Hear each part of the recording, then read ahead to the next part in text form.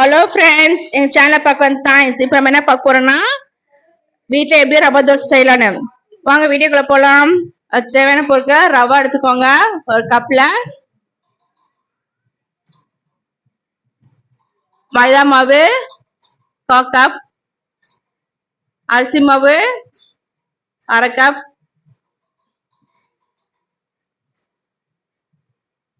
நம்ம நறுக்கி வச்ச வெங்காயம், பிடிச்ச நறுக்கிய வெங்காயம், கருவேப்பிலை, பச்சை மிளகாய்.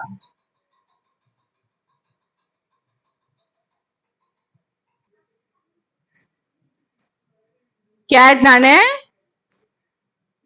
திருவி போட்டிருக்கேன். நீங்க கட் பண்ணி வேணாலும் போட்டுக்கோங்க. நான் நைஸா போட்டிருக்கேன்.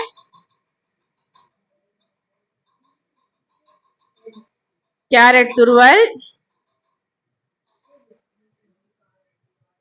மிளகு, இஞ்சி, ஜீரகம்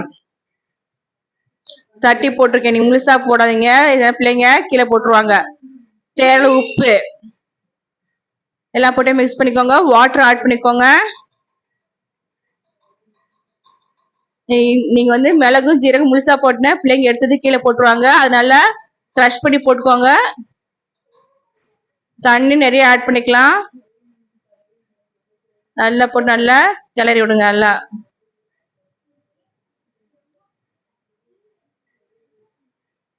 நல்லா போட்டு நல்லா எல்லா சைடும் ஸ்ப்ரெட் ஆகாம நல்லா அந்த லம்ஸ் கட்டிகள் இல்லாம எல்லாம் ஃபுல்லா கரைச்சிடணும்.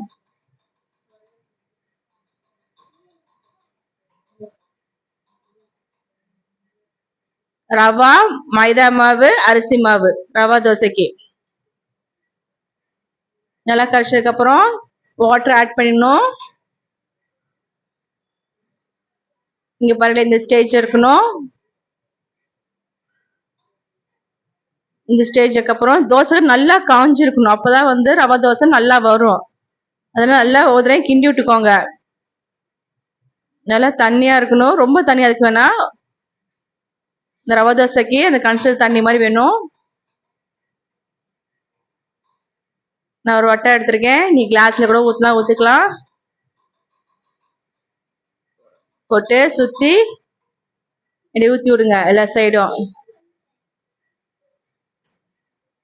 இன்னும் நல்லா காஞ்சிச்சுன்னா உங்களுக்கு இன்னும் நிறைய பபிள்ஸ் நிறைய கிடைக்கணும். உங்களுக்கு சுத்தி ஆயில் ஊத்திக்கோங்க.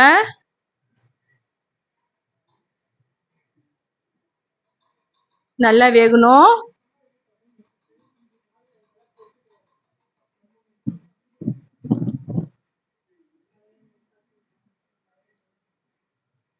எப்படி வெந்திருக்கு நம்மளுக்கு ரவை தோசை. இது கிரன்ச்சியாவும் இருக்கும், டேஸ்ட் செம்மையா இருக்கும். நல்லா வேக விடணும். இது மாதிரி நிறைய ஓட்டை இருந்துச்சுன்னா நீங்க கரைச்ச மாவு கட்டுற அர்த்தம். இன்னும் பெரிய கல்லா இருந்தா ரொம்ப நல்லா இருக்கும். நம்ம வீட்டுல இருக்கனால நம்ம இந்த மருந்து போட்டிருக்கோம். சுவையான ரவை தோசை ரெடி. இது நார்மலா ஆயில் ஊத்தி நம்ம சாப்பிட்றது.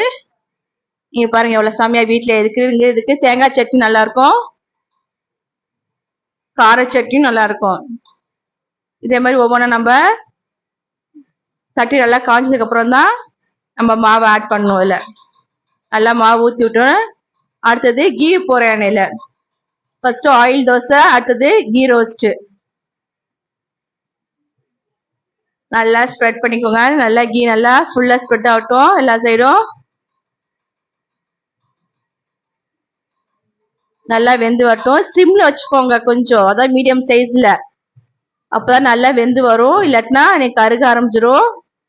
ஃபர்ஸ்ட் காஞ்சோடனே ஊத்தினோடனே சிம்ல வச்சிருங்க. நல்லா இது மாதிரி வரணும்.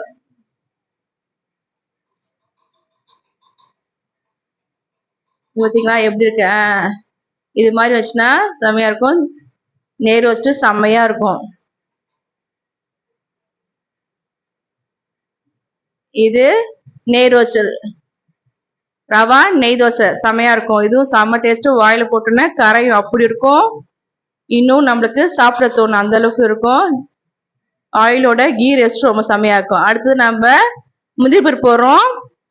நான் கல்ல ஃபர்ஸ்ட் போட்டு ஃப்ரை பண்ணிக்கிறேன். அப்பதான் அந்த பச்சை வாசம் இல்லாம இருக்கும். அதுக்காக நான் போட்டிருக்கேன். சூட்லேயே கொஞ்சம் தான் இருக்கும். இந்த இதுல தானே மாவை ஆட் பண்றேன். எல்லா சைடும் ஒட்டிட்டுங்க.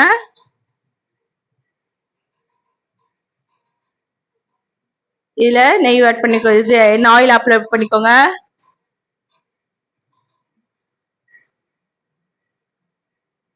இந்த முந்திரிப்பு எல்லாமே கீழே போட்டோம்னு நினைக்காதீங்க, எல்லாமே அந்த ரவா தோசையிலே வந்துடும் நம்மளுக்கு. நல்லா வேகட்டும். சுத்தி நல்லா எண்ணெய் ஊத்திக்கோங்க, நெய் ஆட் பண்ணிக்கோங்க. இது special rava dosa. First ordinary rava dosa போட்டிருந்தேன் ஆயில் ஊற்றி, நெக்ஸ்ட் வந்து கீ ரோஸ்ட் போட்டிருந்தேன். இது ஸ்பெஷல் ரவா தோசை. நம்ம முந்திரி ஆட் பண்றோம் நல்லா. ஓகேவா? நல்லா வெந்தோடனே திருப்பி விடுங்க.